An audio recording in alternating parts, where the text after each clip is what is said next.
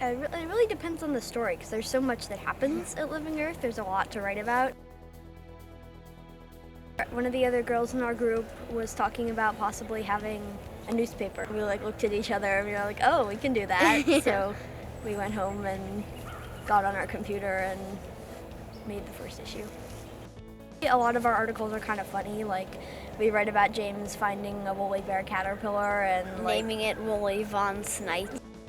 When we get to camp in the morning, we give out the copies to the people who have subscriptions, and then we put out the community copies.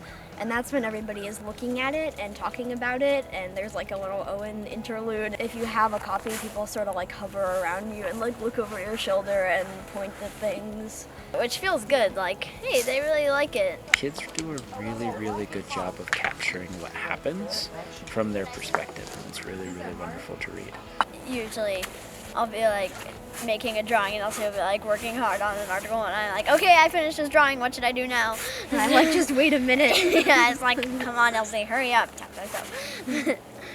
I save it for bedtime reading, and then I get to go through it and laugh out loud to myself, remembering the story from my perspective and then reading it from the children's perspective.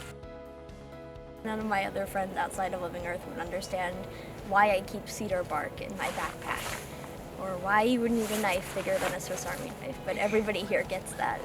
You get to know this land and see it kind of change throughout the year, and I feel like in homeschool you become a little bit more of a community with the rest of the group because you're with them for a while.